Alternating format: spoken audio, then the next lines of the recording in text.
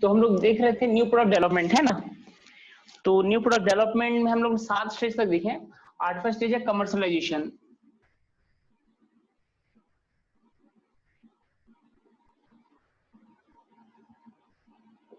इसको हम लोग वाणिज्यीकरण बोल सकते हैं। वाणिज्यीकरण। तो इससे पहले का जो 7 स्टेप है उसमें कुछ डाउट है क्या आप लोगों को? कुछ डाउट हो तो पूछ सकते हैं, फिर हम लोग आगे बढ़ते हैं।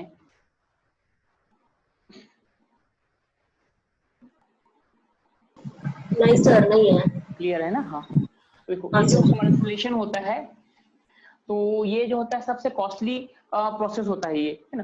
क्योंकि यहाँ पे जो कंपनी है ना, अपनी एक मैन्युफैक्चरिंग यूनिट लगाती है ना। अगर जो कंपनी मैन्युफैक्चरिंग नहीं करना चाहती है, वो दूसरे से कॉन्ट्रैक्ट करती है कि भाई आप हमारे बिहाफ में प्रोडक्शन कर देना, है ना। कॉन्ट्रैक्ट मैन्युफैक्चरिंग हम लोग पढ़े थे इंटरनेशनल बिजनेस में, है ना, जो आप लोग पुराने स्टूडेंट हैं, आप लोग को पता होगा।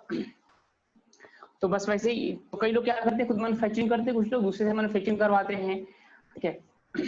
तो इस प्रकार का तो अगर दूसरे मैन्युफैक्चरिंग कराएंगे तो कोई खर्चा नहीं आएगा, तो उनको क्या आएगा, मार्केटिंग का खर्चा बस आएगा, है ना। उस प्रोडक्ट का क्या करना पड़ेगा, उनको मार्केटिंग करना पड़ेगा। और अगर खुद की इंडस्ट्री इस्टेब्लिश करेंगे तो फिर वो बहुत ज्यादा खर्चा आता है, ठीक है। तो यहाँ पे क्या होगा, प्रोडक्शन भी होगा और उसके बाद में क्या होगा, उसकी मार्केटिंग भी करनी पड़ती है। तो इस हिसाब से ये जो स्टेज होता है वो काफी कॉस्टली होता है, ठीक है। और यहाँ पे क्या होता है, अब आपका प्रोडक्ट तो आगे, लेकिन एंट्री कहाँ पे करें, ये भी बहुत ही क्रूशियल होता है। तो यहाँ पे जो एंट्री होता है वो 3 प्रकार का एंट्री हो सकता है ना। एंट्री मतलब entry to the market, market में कब प्रवेश करें, ठीक है। अब हम मान लीजिए छाता बना रहे हैं, तो गर्मी के दिन में तो नहीं जाएंगे, है ना, या फिर ठंड के दिन में तो छाता का प्रयोग नहीं होगा, ठीक है। गर्मी में चलो थोड़ा होगा भी, लेकिन ठंड में तो और नहीं होता है। तो हमको क्या ध्यान दे रखना पड़ेगा, है ना। छाता है तो हम बरसात के सीजन में उसको एंटर करेंगे, ठीक है। तो हर प्रोडक्ट क्या होता है, टाइमिंग होता है ना, कब वो पीक में होगा, है ना। या फिर अगर हमारा फेलियर थोड़ी होगा तो हम किसी और का वेट करते हैं, होता है ना। जैसे ठंड के दिन में क्या होगा, जैसे मान लीजिए आप नहाने के लिए जाते हैं, ठीक है, मान लीजिए नदी तालाब में अगर गए, तो आप लोग क्या देखते हैं कि सामने वाला पहले जाएगा, फिर देखेंगे उसको ठंड लग रही नहीं लग रही है, उसको नहीं लगा फिर अपन कूदते हैं ना, ऐसा होता है। तो वैसे यहाँ पे भी होता है ना। तो यहाँ पे क्या होता है कि जब हम कमर्शियलाइजेशन करते हैं तो 3 प्रकार की एंट्री होती है। एक तो होती है फर्स्ट एंट्री, है ना, प्रथम प्रवेश। तो यहाँ पे कंपनी क्या करती है कि अपने कॉम्पिटिटर से पहले वो प्रवेश करना चाहती है ना। और अगर पहले प्रवेश करती है उसको क्या होगा, एक तो फायदा होगा, तो बहुत ज्यादा फायदा होगा, और लॉस होगा तो उसी को लॉस होगा, बाकी लोग फिर नहीं आएंगे, है ना, मार्केट में। तो ये होता है, ये फर्स्ट एंट्री होती है। तो फर्स्ट एंट्री मतलब एज कम्पेयर टू कॉम्पिटिटर, हम कॉम्पिटिटर को से पहले यहाँ पे एंट्री करते हैं, ठीक है। और नेक्स्ट होता है पैरेलल एंट्री। पैरेलल एंट्री, तो यहाँ पे क्या होता है, पैरेलल एंट्री मतलब हम जो कॉम्पिटिटर है उनके साथ में मार्केट में प्रवेश करते हैं, है ना। हमको पता चला कि, है ना, पर्टिकुलर मान लीजिए 15 तारीख को सामने लोग कंपनी लॉन्च करी, हम उसको लॉन्च कर देते हैं, ठीक है। वो पैरेलल एंट्री हो जाता है ना। इसे याद हो आपको, लगान पिक्चर, गदर पिक्चर दोनों एक साथ रिलीज हुए, है ना, बहुत सारी बड़ी मूवीज एक ही डेट में होते हैं, तो लोग क्या करते हैं, पैरेलल एंट्री करते हैं, ठीक है। और एक होता है लेट एंट्री। लेट एंट्री मतलब एज कम्पेयर टू कॉम्पिटिटर, हम कॉम्पिटिटर से बाद में बाजार में प्रवेश करते हैं, ठीक है। तो हम ये देख लेते हैं कि भाई इसका कुछ अगर साइड इफेक्ट थोड़ी है या फिर इसका अगर लॉस हो रही है, तो हम क्या करते हैं, लेट एंट्री करते हैं, है ना। लेट एंट्री मतलब पहले देखते हैं सामने वाला सक्सेसफुल हुआ है कि नहीं हुआ है। अगर कोई कॉम्पिटिटर है, अगर वो सक्सेस है, तब फिर हम अपने प्रोडक्ट को मार्केट में लॉन्च करते हैं। तो ये 3 प्रकार की क्या होते हैं हमारे पास, एंट्री स्ट्रेटजी होते हैं हमारे पास। और इसके साथ साथ ही कंपनी ये सोचती है कि हमारे प्रोडक्ट को हम कहाँ पे लॉन्च करें, ना।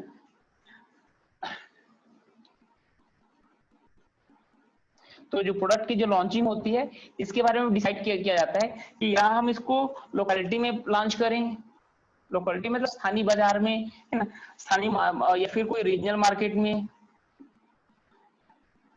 जो रीजनल मार्केट है ना, वहां पे लॉन्च करें, या कि नेशनल मार्केट में पूरा लॉन्च करें। नेशनल मार्केट, ये सब मार्केट है ना, रीजनल मार्केट और लोकल मार्केट, या फिर इंटरनेशनल मार्केट में, सर रीजनल मार्केट में क्या आएगा सर? ये स्टेट जैसे छत्तीसगढ़ रीजन हो गया ना उसी टाइप का, या फिर जो केरल रीजन हो गया, नॉर्थ रीजन हो गया, तो ये हो जाएगा पर्टिकुलर जहाँ पे, स्टेट वाइज। हाँ हाँ, जहाँ पे जो कल्चर होती है ना वो ऑलमोस्ट कॉमन होती है ना, वो एक पर्टिकुलर रीजन बन जाता है वो। हाँ सर ठीक है। हाँ, या फिर इंटरनेशनल। तो देखिए कई कई प्रोडक्ट जो लॉन्च होते हैं ना वो कई इंटरनेशनल लेवल पे होते हैं, ठीक है। जैसे आपको याद होगा टाटा नैनो जब लॉन्च हुआ था तो वो एक साथ में क्या हुआ था, वो इंटरनेशनल मार्केट में लॉन्च हुआ था, वो यहाँ भी हुआ था और बाहर में भी हुआ था, तो सभी लोग एक साथ को परचेसिंग कर सकते हैं। और फिर क्या करते हैं, केवल नेशनल लेवल पे उसको लॉन्चिंग करते हैं, कोई लोकल में उसको लॉन्च करते हैं। तो ये भी देखते हैं कि लॉन्चिंग हम किस स्तर के बाजार में करें, है ना। तो ये भी एक क्रूशियल डिसीजन लिया जाता है ना। बस हम एंट्री करें, मतलब एंट्री डिसीजन लेते हैं ना कॉम्पिटिटर के हिसाब से, उसका हम देखते हैं किस बाजार में मार्केट में प्रवेश करें, तो ये सब डिसीजन लिया सर जाता है। सर लेट एंट्री मतलब जो प्रोडक्ट मार्केट में है पहले से उसके बाद एंट्री करना होगा? नहीं नहीं, मतलब ना कोई नया प्रोडक्ट हमने बनाया है ना और उसी प्रकार का प्रोडक्ट ना मान लीजिए मार्केट में है, तो आपका कॉम्पिटिटर अगर इसमें हम देखते हैं कि कॉम्पिटिटर पहले उस प्रोडक्ट को लॉन्च करे, है ना, तो कोई और मतलब हम ये वेट करते हैं कि कोई और सिमिलर प्रोडक्ट ना लॉन्च हो जाए मार्केट में, उसके बाद हम उसमें एंट्री करेंगे, है ना, उसको कुछ साइड इफेक्ट नहीं होगा या फिर मार्केट उसका ग्रो करेगा, तब हम अपने प्रोडक्ट को भी लॉन्च कर देंगे, है ना। तो प्रिकॉशनरी वे में वो लेट एंट्री करते हैं कई कंपनीज। तो सर फर्स्ट एंट्री मतलब फिर क्या होगा? फर्स्ट एंट्री फर्स्ट एंट्री मतलब मतलब कॉम्पिटिटर से पहले, इसमें हम कोशिश करते हैं कि हम अपने कॉम्पिटिटर कोई सी मार्केट में लॉन्च मत कर, हम सबसे पहले लॉन्च कर दें। रामदेव बाबा ने किया था ना, सबसे पहले प्रोडक्ट को लॉन्च कर दिया। ओके हालांकि वो सर ठीक है ना, वो सब पॉलिटिक्स वगैरह का बात है कि उनके प्रोडक्ट को प्रॉपर मान्यता नहीं दिया गया, है ना। तो जो भी एक्सपायर्ड रीजंस में होंगे, तो उसने क्या कि फर्स्ट एंट्री किया ना कि अपने कॉम्पिटिटर से पहले कोविड-19 का उसने ट्रीटमेंट दे दिया। पहले एंट्री मतलब साथ साथ में भी बहुत सारे कंपनीज अभी लगे हुए हैं, तो उन लोग ना ऑलमोस्ट साथ साथ में क्या करेंगे, बाजार में एंट्री करेंगे, ह्यूमन ट्रायल वगैरह चल रहा है। और लेट एंट्री क्या होगा, जब सब सक्सेसफुल हो जाएंगे उसी प्रकार का प्रोडक्ट को फिर बाद में और लॉन्च करेंगी बाकी कंपनीज, वो लेट एंट्री हो जाता है जब उनको सक्सेसफुल हो गया तो यहाँ पे जो एंट्रीज है ना वो सब एज कम्पेयर टू कॉम्पिटिटर है, अपने प्रतिस्पर्धी के अपने जो उसके मुकाबले में है ना। कॉम्पिटिटर के मुकाबले में पहले एंट्री करना, अपने प्रतिस्पर्धी के साथ मुकाबला करना और अपने प्रतिस्पर्धी के बाद एंट्री करना, है ना, ये आपका लेट एंट्री है। फर्स्ट एंट्री मतलब अपने प्रतिस्पर्धी से पहले बाजार में प्रवेश करना, ठीक है। तो अलग अलग प्रोडक्ट होते हैं ना, उस हिसाब से सब स्ट्रेटेजी को अपनाए जाते हैं। तो ये सर ये कमर्शियलाइजेशन टारगेट एक वो पढ़े थे टारगेट मार्केट, हाँ हाँ वो और ये इसमें क्या डिफरेंस है सर, ये लॉन्च वाला जो बताया? हाँ, तो ये जो एंट्री होगा ना, हाँ, लॉन्च मतलब क्या होगा कि आपको अपने मार्केट में लॉन्च करेंगे, है ना। तो यहाँ पे देखिए ये टारगेट मार्केट आपका ये होगा कि ये होगा कि ये होगा, है ना, ये टारगेट मार्केट है। तो आपका टारगेट मार्केट छोटा है तो यहाँ पे जाएंगे, टारगेट में बहुत बड़ा है ना, पूरा होल मार्केट है आपका, है ना, तो हम यहाँ पे चले जाएंगे इंटरनेशनल लेवल पे। तो टारगेट मार्केट में ही है एंट्री, ये जो लॉन्चिंग होगी उसी में होगा, अच्छा ना। हाँ, तो पहले हम उसको स्टडी कर लेंगे कहाँ कहाँ पे हमारे कस्टमर्स मिलेंगे हमको, है ना, नेशनल लेवल पे मिलेंगे कि इंटरनेशनल पे लोकल मिलेंगे, और उस हिसाब से प्रोडक्ट को डिलीवर कर पाएंगे कि नहीं कर पाएंगे, बिकेगा नहीं बिकेगा, है ना, वो सबको एनालिसिस करते हैं, देन फिर क्या करते हैं उसकी लॉन्चिंग करते हैं। ठीक, आगे ना समझ में। तो वो कंपनी के साइज के हिसाब से ये डिसाइड करेंगे, है ना। अब छोटी कंपनी एक साथ बड़ी इंटरनेशनल लेवल पे नहीं जा सकते, है ना, लोग छोटे जगह में जाएंगे, तो कंपनी का साइज भी मैटर करता है ना। और अगर कंपनी बहुत बड़ी है तो देखेंगे उसकी डिमांड कहाँ कहाँ पे है ना, उन सब चीज को ध्यान में रख के फिर उसको लॉन्चिंग करते हैं। तो कंपनी का साइज भी आपका मैटर करेगा, है ना, और उस हिसाब से आपका डिमांड कहाँ कहाँ पे, ये सबको ध्यान रख के उसकी लॉन्चिंग करेंगे, ठीक। तो यहाँ पे पहले से हम टारगेट मार्केट को आइडेंटिफाई कर लेंगे, है ना, हमारा टारगेट मार्केट क्या है और कंपनी कहाँ कहाँ की नीड को फुलफिल कर सकती है, कितना कंपनी की स्ट्रेटजी है, उस हिसाब से फिर हम क्या इंट्रोडक्शन का कुछ स्ट्रेटजी अपनाते हैं, ठीक है। यह समझ में? Yes sir. जी सर। हाँ ठीक। तो इतना ही कमर्शियलाइजेशन है। तो कमर्शियलाइजेशन में मेन क्या होता है आपका, हम यहाँ पे अपना मैन्युफैक्चरिंग यूनिट को सेटअप करते हैं या फिर दूसरे से कॉन्टेक्ट करते हैं, है ना, और उसके बाद फिर क्या करते हैं उसका हैवी एडवर्टाइजमेंट करते हैं, मार्केटिंग करते हैं, है ना। तो ये सब में बहुत ही हेवी कॉस्ट आता है, और उसके साथ साथ हम एंट्री स्ट्रेटजी का ध्यान रखते हैं और कहाँ कहाँ पे मार्केट में लॉन्च करना है, हमारा टारगेट मार्केट कहाँ पे है, ठीक है। तो ये चीज होती है आपका कमर्शियलाइजेशन में 8वां स्टेज। तो ये आपका खत्म हो जाता है new product development.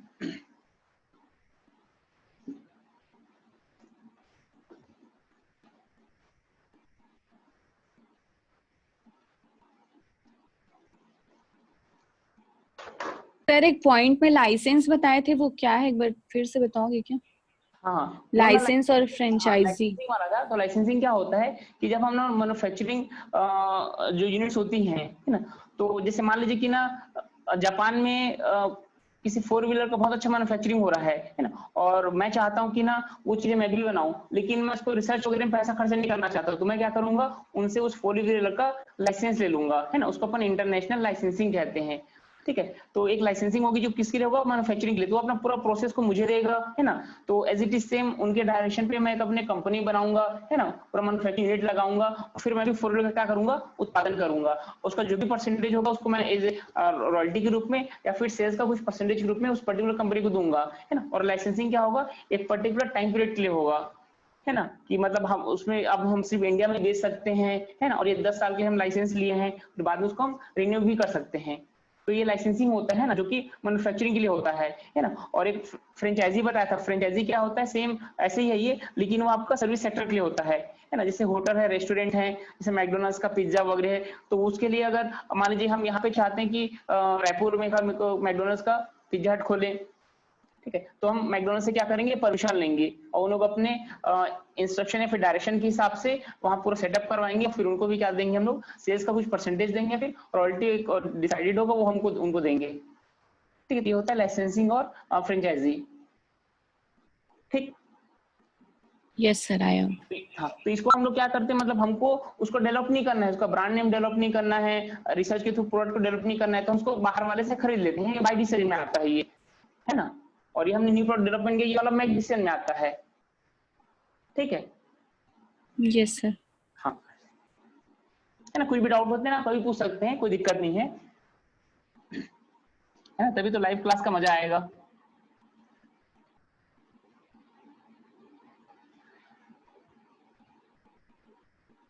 Consumer adoption process, तो कंज्यूमर प्रोडक्शन एडॉप्शन प्रोसेस है ये, है ना, उपभोक्ता के अपनाने की प्रक्रिया। तो जैसे क्या होता है, प्रोडक्ट आपका मार्केट में तो आ जाता है, लेकिन क्या होता है कि कुछ जो कस्टमर्स हैं उसको जल्दी अडॉप्ट कर लेते हैं, कुछ लोग उसको थोड़ा लेट में अडॉप्ट करते हैं, है ना। तो अल्टीमेटली उसको अडॉप्ट कैसे करते हैं एक प्रोडक्ट को, है ना, मार्केट में आते साथ ऐसे नहीं कि उसको घर घर में यूज करने लग जाते हैं, है ना, बड़े बड़े बोर्ड लग गए, तो क्या होता है, कुछ जल्दी अडॉप्ट होते हैं, कुछ लेट में अडॉप्ट होते हैं। ठीक है, तो ये आपका ये जो अडॉप्ट करने की प्रोसेस है ना, मतलब कंपनी ने क्या किया, कोई प्रोडक्ट लॉन्च किया, है ना, और उसके बाद कुछ आदमी लोग क्या करते हैं, उसको कुछ उसको ट्राई करते हैं, कुछ लोग नहीं ट्राई करते हैं, कुछ को अच्छा लगता है, कुछ लोगों रेफर करते हैं, है ना। तो पहले ट्राई करते हैं, अच्छा हो तो उसको एक बार अपना के देखते हैं, है ना, अच्छा लगा तो उसको दोबारा अपनाते हैं, है ना, फिर बाद में क्या उसी प्रोडक्ट को यूज करते हैं। तो इस प्रकार से ना जब प्रोडक्ट बना, है ना, और उसके बाद हम उसके परमानेंट कस्टमर होते हैं, तो यहाँ तक का जो प्रोसेस होता है उसको क्या बोलते हैं, कंज्यूमर एडॉप्शन प्रोसेस, है ना। मतलब कंपनी का जो प्रोडक्ट मार्केट में आया, है ना, या फिर उसका इन्वेंशन हुआ, है ना, वहां से लेकर उपभोक्ता उसको अपनाता है ना, उसको अडॉप्ट बनता है, उसका लॉयल कस्टमर बनता है ना, उसका परमानेंट यूजर बन जाता है। तो यहाँ तक का जो प्रोसेस होता है इन्वेंशन से लेकर एडॉप्शन तक का, इसको हम क्या बोलते हैं, कंज्यूमर एडॉप्शन प्रोसेस। तो एडॉप्शन क्या होता है इसको देखते हैं ना।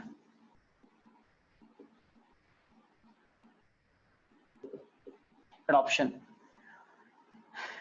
तो ये क्या होता है, एडॉप्शन ना एक इंडिविजुअल का डिसीजन होता है कि हम किसी पर्टिकुलर प्रोडक्ट को रेगुलर अडॉप्ट करें कि ना करें। उसको अगर हम किसी प्रोडक्ट के रेगुलर कस्टमर बनते हैं, मतलब हमने उस प्रोडक्ट को अडॉप्ट कर लिया है ना, उसको हमने स्वीकार कर लिया बोल सकते हैं, है ना। तो इसको, है ना, इसका definition, adoption is an individual's decision to become a regular user of a product, है ना। Adoption is a individual's decision to become a regular user of a product. तो अब एडॉप्शन मतलब स्वीकार्यता बोल सकते हैं ना। तो स्वीकार्यता एक व्यक्तिगत निर्णय होता है जो किसी वस्तु के नियमित उपयोगकर्ता बनने के लिए, है ना। तो किसी वस्तु का नियमित उपयोगकर्ता हम बने कि नहीं बने, तो अगर हम किसी को बनने का निश्चय लेते हैं, फिर व्यक्तिगत निर्णय होता है हमारा, उसी को हम क्या बोलते हैं, एडॉप्शन कहेंगे।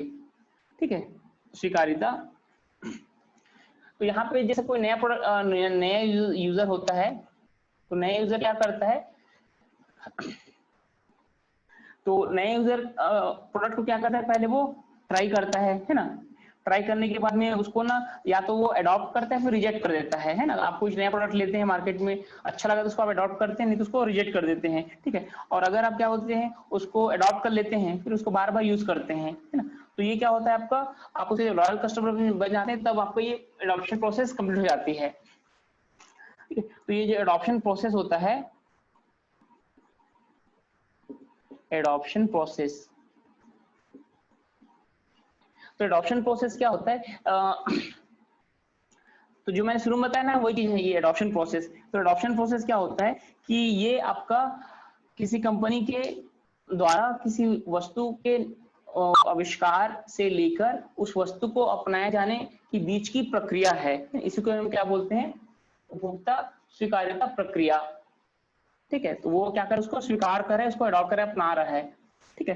इसको डेफिनेशन देखते हैं, the spread of a new idea from its source of invention और creation to its ultimate user और अडॉप्टर, ठीक है। तो ये क्या आपका कोई नया आइडिया है जिसके आविष्कार हो रहे हैं, है ना, आविष्कार से लेकर उसके अंतिम उपभोक्ता तक के फैलाव को उपभोक्ता स्वीकार्यता प्रक्रिया कहते हैं, ठीक है। तो ये आपका क्या हुआ, आपका ये इन्वेंशन हुआ, है ना, इन्वेंशन हुआ। तो इन्वेंशन से लेके जो भी इसके बीच में बहुत सारी प्रक्रिया आएंगी ना, उसको ट्राई करेंगे, है ना, रिपीटेशन करेंगे, वहां से लेके इसको आदमी क्या कर रहे हैं, एक्सेप्ट कर रहे हैं ना, एक्सेप्ट कर रहे हैं या फिर रेगुलर यूजर बन रहे हैं, रेगुलर यूजर। तो इस बीच को प्रोसेस को क्या बोलते हैं, तो यहाँ से यहाँ तक का जो प्रोसेस है, इसके बीच का बोल सकते हैं जो स्प्रेड है, फैलाव है, उसको हम क्या बोलते हैं, एडॉप्शन प्रोसेस बोलते हैं, है ना। तो इसका जो एडॉप्शन प्रोसेस है उसको दिया है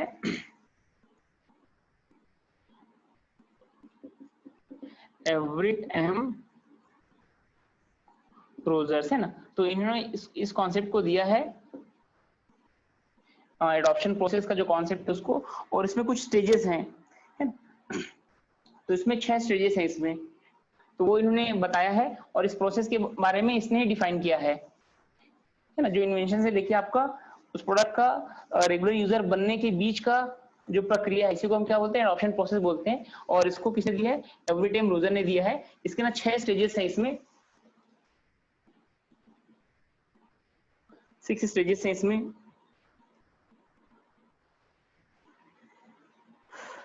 नहीं सॉरी, इसमें 5 हैं। इसने 5 दिया था, बाद में एक और ऐड हुआ था। तो ये जो 5 स्टेजेस हैं जो इसने दिया था, ये है आपका अवेयरनेस,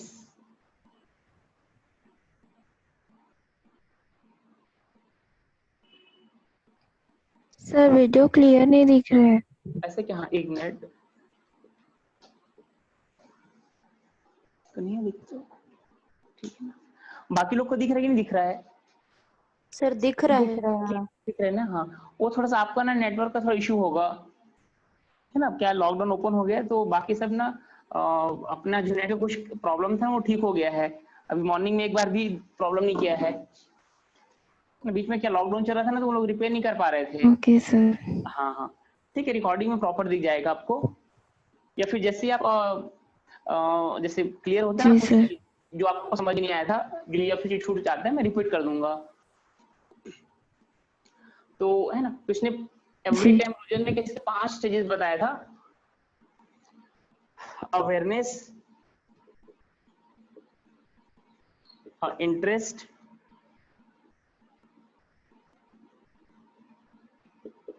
इवैल्यूएशन, ट्रायल, एडॉप्शन, ठीक है। तो ये 5 स्टेजेस आती हैं। तो अवेयरनेस क्या होता है कि इसमें कोई भी नया प्रोडक्ट आता है मार्केट में, है ना, तो उसकी जानकारी दिए जाते हैं ना, एडवर्टाइजमेंट के थ्रू, पॉम्पलेट के थ्रू, रेडियो के थ्रू, इंटरनेट के थ्रू, ठीक है। तो उसके द्वारा हमको क्या होता है, एक अवेयरनेस होती है ना। तो सबसे पहले हम कस्टमर्स को यहाँ पे अवेयर करते हैं, तो कस्टमर में फिर क्या होता है कि इंटरेस्ट, एक क्यूरियोसिटी उत्पन्न होती है कि ये प्रोडक्ट क्या है ना, हमारे लिए ही है, तो इसको हम यूज करें कि नहीं करें। तो इसमें फिर क्या होता है खुद ही प्रोडक्ट के बारे में जानकारी लेने की इच्छा होती है ना, तो वो क्या आपकी ये रुचि है, फिर हम उसमें प्रोडक्ट में क्या करते हैं, अपनी रुचि दिखाते हैं कि हम इसमें और भी जानकारी प्राप्त करें, तो वो क्या करते हैं, उस प्रोडक्ट के बारे में पूरा जानकारी लेता है। ठीक है, जैसे मान लीजिए कि आपके पास एक कैनोपी लगा हुआ है और वहां पे मान लीजिए कि कोई कंपनी है, मान लीजिए एयरटेल ही है, तो अपना कोई नया प्लान के बारे में बता रहे हैं वो, या फिर जियो है ना, अपना नया प्लान के बारे में बता रहे हैं, तो आप क्या करते हैं, तो रुकेंगे, आप इंटरेस्ट शो करेंगे कि आपका प्लान बताइए करके। ठीक है, तो जैसे मान लीजिए कि आप अभी जियो यूज कर रहे हैं, फिर आइडिया यूज कर रहे हैं ना, तो फिर आप क्या करेंगे, उसका मूल्यांकन करेंगे। आप जो एग्जिस्टिंग प्रोडक्ट है, जिस प्रोडक्ट को आप यूज कर रहे हैं, या फिर मार्केट में आपने किसी और से सुना है, तो उसके साथ में हम क्या करेंगे, उसका कंपेरिजन करेंगे, है ना, कि भाई ये एयरटेल का प्लान बता रहे हैं और मैं आइडिया यूज कर रहा हूँ, फिर जियो यूज कर रहा हूँ, है ना, तो उसके मुकाबले मुझे क्या क्या फायदा मिल रहा है, तो हम यहाँ पे क्या करते हैं, कंपेरिजन करते हैं ना, इवोल्यूशन करते हैं, जो एग्जिस्टिंग प्रोडक्ट है ना, या फिर हम किसी वो प्रोडक्ट मार्केट में अवेलेबल है उससे क्या करते हैं, तुलना करते हैं, मूल्यांकन करते हैं, हमारे लिए कितना बेनिफिशियल है। अगर हमको लगता है कि चलो ठीक है भाई कि इनका जो ऑफर है वो एग्जिस्टिंग कस्टमर्स हैं, फिर उनके कॉम्पिटिटर से बढ़िया है, तो फिर हम क्या करते हैं, चलो ठीक है ट्रायल कर लेते हैं ना, एक दे देते हैं, एक दे दीजिए। ठीक है, तो उसको हम यूज करके देखते हैं, और हमको जब अच्छा लगता है तो हम उसको क्या करते हैं, फिर से दोबारा रिपीट करते हैं। हमको अच्छा नहीं लगता है तो हम उसको दोबारा रिपीट नहीं करते हैं। ठीक, तो जब अच्छा लगता है तब हम अगले स्टेज में पहुंचते हैं, है ना, तो अच्छा लगता है हम उसको रिपीट परचेस करते हैं, है ना, और रिपीट परचेस करते हैं, फिर हम उसके रेगुलर ग्राहक बन जाते हैं। जब हम रेगुलर ग्राहक बन जाते हैं तो क्या हो जाता है, हमारा एडॉप्शन हो जाता है। ठीक है, तो आपने इसको रेगुलर ग्राहक तब बनते हैं जब इस प्रोडक्ट से आप सेटिस्फाई होते हैं ना, तो कई बार इधर सेटिस्फेक्शन भी जुड़ा होता है, लेकिन जो सेटिस्फाइड होता है वही क्या बनता है, रेगुलर कस्टमर बनता है ना। भाई आप सेटिस्फाइड नहीं होंगे थोड़ी कस्टमर रेगुलर बनेंगे आप, है ना, आप अगर सेटिस्फाइड रहेंगे तब आप क्या बनेंगे, उसके रेगुलर कस्टमर बनेंगे। तो ये एडॉप्शन के अंदर में सेटिस्फेक्शन आ जाता है, या फिर कई बार कोई आगे अगर एक आध स्टेज दिखेगा तो सेटिस्फेक्शन यहाँ पे आ सकता है ना। अदरवाइज जो सेटिस्फाइड रहेगा वो उसको अडॉप्ट करता है और उसका कंटिन्यू यूजर बनता है।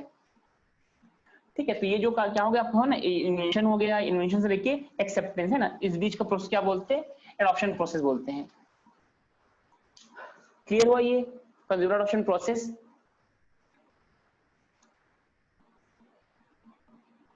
हुआ ना? Yes sir, clear. हाँ सर। सर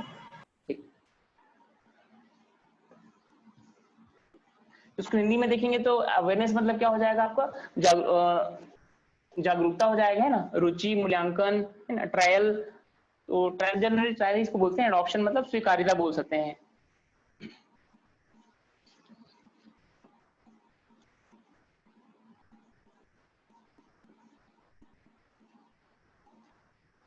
तो जो हिंदी मीडियम वाले हैं ना, डरना नहीं है भैया ना, मैं भी 12वीं तक हिंदी मीडियम में रहा हूँ।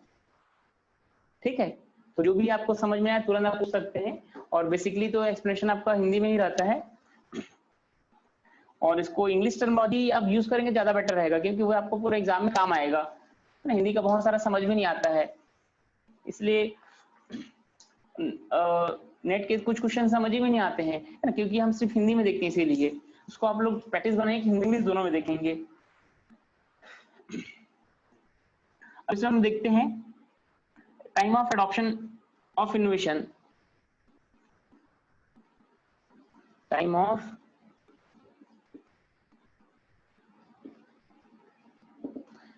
adoption of innovation, the time of adoption of innovation, है ना, नवाचार को स्वीकार करने का समय, है ना। तो क्या होता है कि जैसे मैंने बताया कि कुछ जो प्रोडक्ट हैं जिसकी पहले से ही लोग स्वीकार कर लेते हैं, कुछ को लोग धीरे धीरे बाद में स्वीकार करते हैं। तो इसके पर्टिकुलर एक ग्राफ बना हुआ है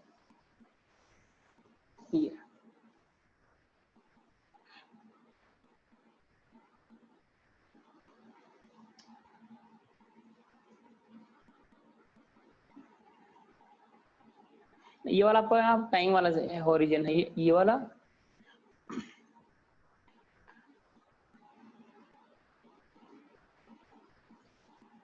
तो जब भी प्रोडक्ट मार्केट में आता है ना, तो 2.5% ऐसे लोग होते हैं जो उसको सबसे पहले ट्राई करते हैं ना। जो सबसे पहले ट्राई करते हैं उसको क्या बोलते हैं, इनोवेटर्स।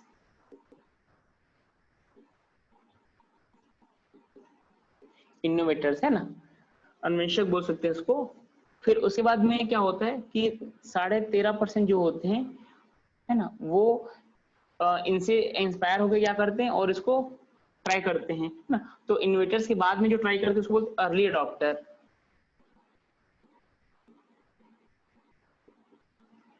अर्ली अडॉप्टर्स, तो ये क्या करते हैं, इसको बहुत जल्दी इसको अडॉप्ट कर लेते हैं लोग, है ना, बहुत जल्दी क्या होते हैं, इसके रेगुलर यूजर बन जाते हैं।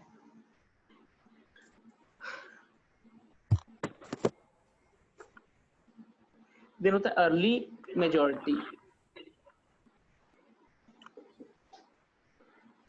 तो एग्जाम में ना ये आता है कि इसका कौन पहले आता है कौन बाद में आता है ना, ये चीजें आती हैं। तो 34% लोग क्या होते हैं, जैसे मान लीजिए प्रोडक्ट का क्या होता है, मेजॉरिटी पीरियड होता है ना, इसके बाद हम प्रोडक्ट लाइफ साइकिल ही पढ़ेंगे। तो मेजॉरिटी होने से पहले है ना लोग उसको अडॉप्ट करते हैं। जो 34% वो क्या होते हैं, अर्ली मेजॉरिटी होते हैं। और है ना मेच्योरिटी पहुंचने के बाद कुछ लोग क्या करते हैं, उसको अडॉप्ट करते हैं। ये 34% लोग इसको बोलते हैं लेट मेजॉरिटी।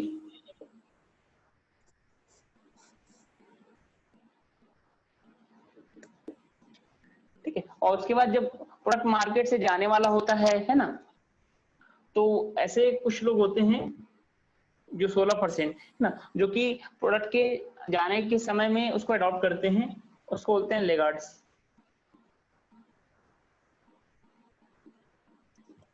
लेगार्ड्स है ना, जैसे क्या होता है पिक्चर में रहता है ना, अंतिम 4 दिन, अंतिम 2 दिन, तो बोलते हैं पूरा पिक्चर देखनी है, अंतिम दिन है आगे देख के आ जाते हैं ना, तो वैसे लोग होते हैं लेगार्ड्स ना। तो मान लीजिए को मार्केट से आउट हो रहा है ना, या फिर रिप्लेस होने वाला है, वो तब लास्ट में जाके लोग लेते हैं।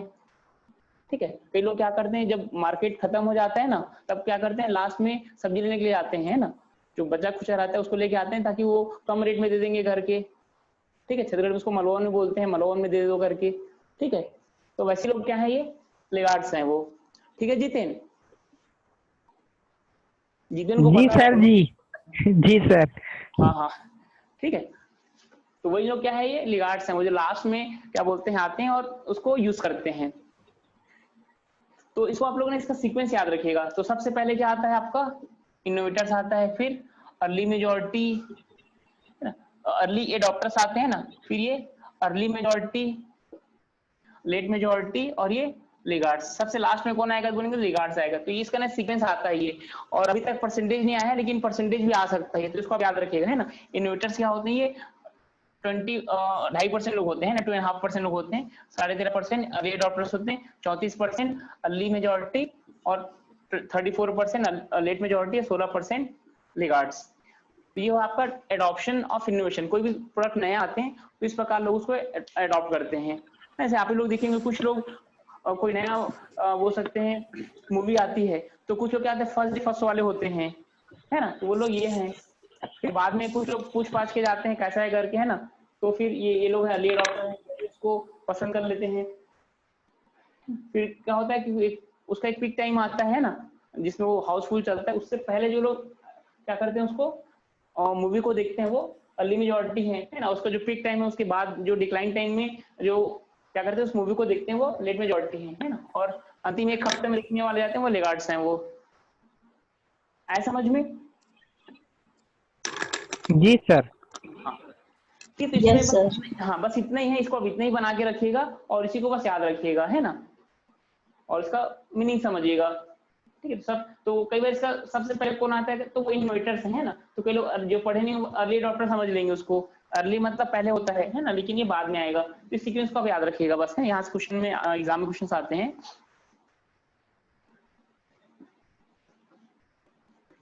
बाकी सब टर्मिनोलॉजी को आप समझा कीजिए, जो भी इसमें लिखाता है, रटना बिल्कुल नहीं है। जो भी चीज यहाँ पे लिखी जा रही है उसको आप मीनिंग समझना है ना, उसको दिमाग में आप रखे रहना। अब देखते हैं factor influencing adoption process. Factor influencing the adoption process.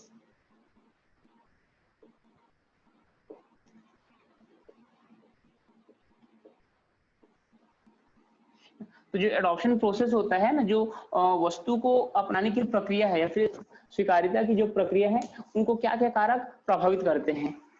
ठीक है, इसको लिख सकते हैं कि स्वीकार्यता की प्रक्रिया को प्रभावित करने वाले कारक। सबसे पहला कारक है readiness to try new product, readiness to try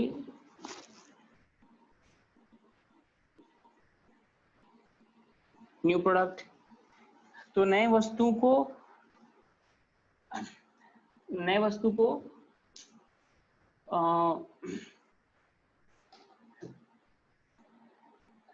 है ना अपनाने के लिए तैयार होना, है ना, readiness to try new product. तो नए वस्तु को प्रयोग करने के लिए तत्पर रहना, उस पर नए वस्तु को प्रयोग करने में तत्पर रहना।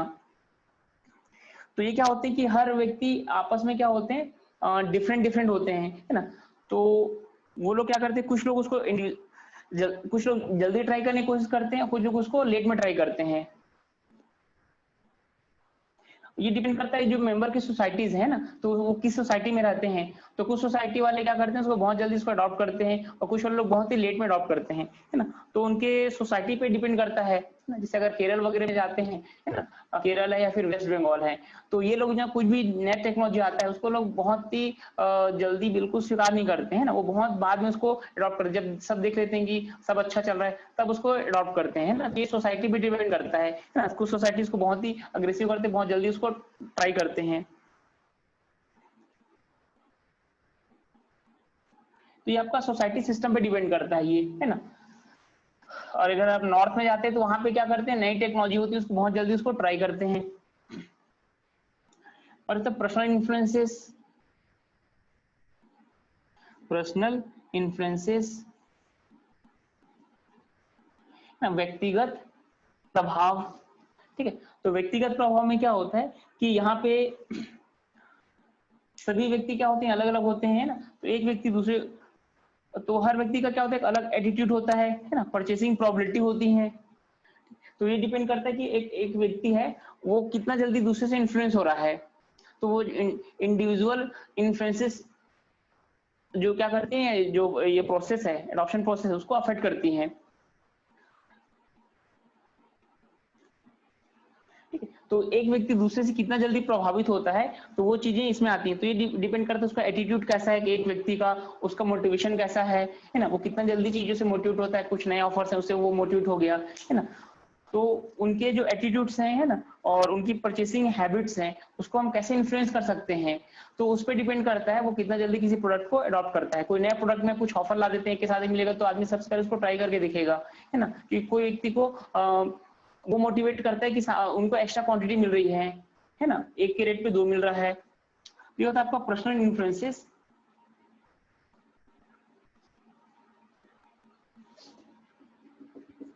एंड थर्ड है डिफरेंट रेट ऑफ एडॉप्शन।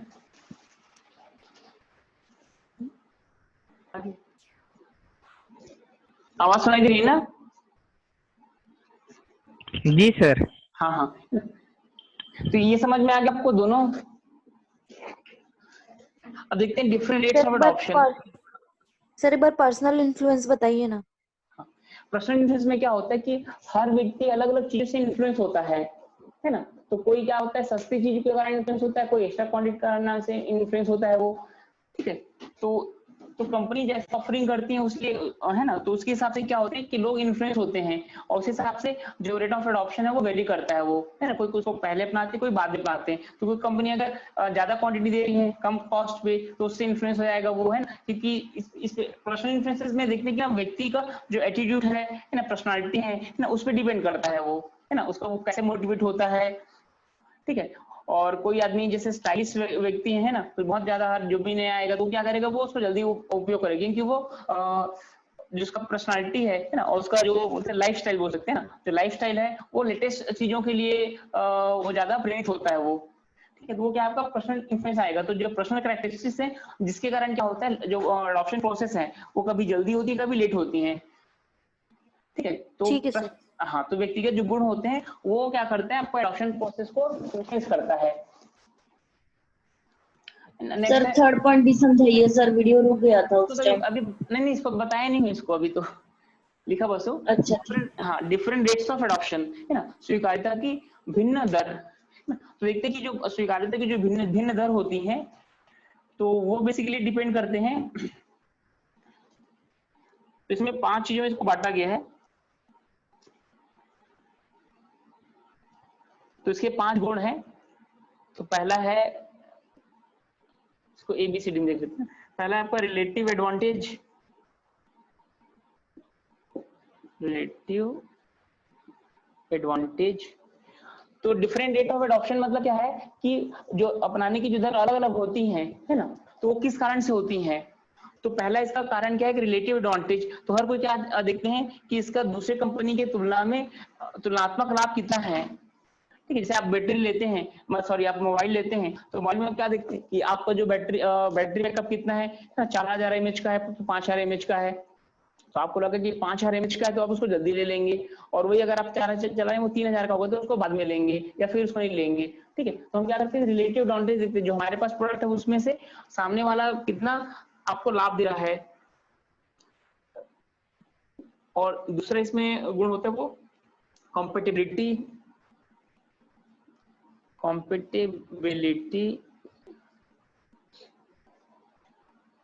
ठीक है, इसको हम बोलेंगे अनुकूलता।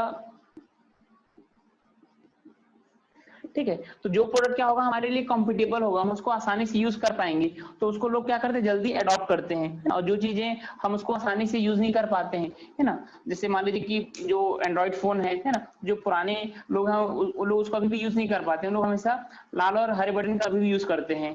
ठीक है, फोन लगाने के लिए और फोन काटने के लिए।